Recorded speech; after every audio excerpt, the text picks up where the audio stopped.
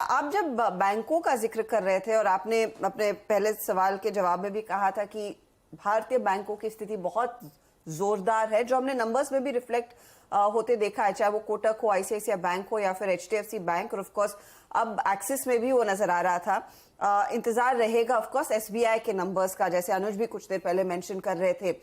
इन सब में अगर कोई नई पोजीशन लेनी हो नंबर्स के आधार पर बताइए प्रकाश, आपका टॉप पिक क्या रहेगा, या फिर यहां पर भी सारे शेयर इस समय बास्केट के तौर पर खरीदने चाहिए?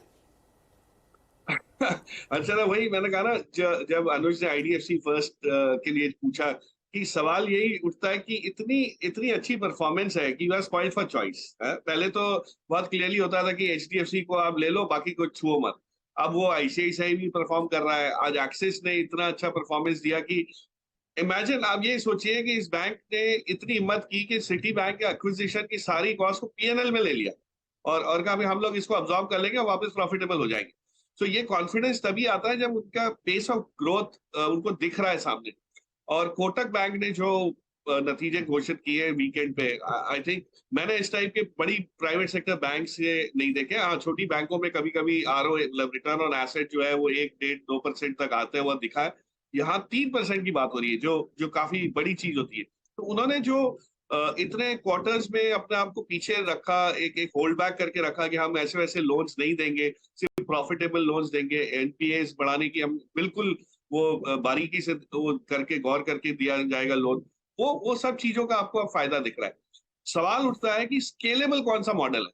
और मुझे ये लग रहा है अर्षदा कि आपको एक्सिस में जो जो नई ऊर्जा आती हुई दिखेगी, जो सिटी की एक्विजिशन से। और मुझे बहुत दुख हुआ था जब Citi as a Citi customer मैं सिटी से कोई दूसरी बैंक में माइग्रेट होने की तैयारी कर रहा था, या बैंकों ने जब बैंक ने अप्रोच किया। लेकिन मुझे लग रहा है as a bank shareholder अगर आप इसको देखें तो ये बहुत बड़ी चीज है। एक बहुत क्वालिटी पोर्टफोलियो आपके पास आया है जिसको आप मल्टीपल वेज में वो मोनेटाइज कर सकते हैं। सो कहीं ना कहीं एक्सेस का डिस्ट्रीब्यूशन, प्रोडक्ट पोर्टफोलियो और सिटी की क्वालिटी ऑफ कस्टमर्स, ये इसका जो कॉम्बिनेशन है, this will pay off very well.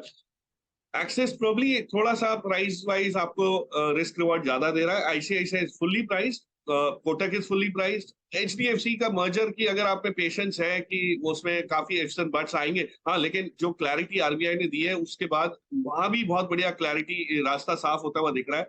और वो जो बनेगा जायंट, वो एक एक अलग ही रफ्तार से ग्रो होगा, लेकिन उसको समय है थोड़ा।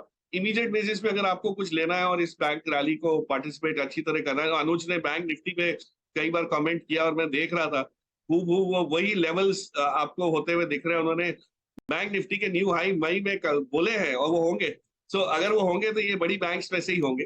एसबीआई के नतीजों की वेट की जाएगी, लेकिन Axis probably, to answer your question, definitely meets it.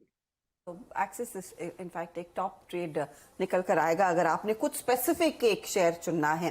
आपसे आगे चर्चा जारी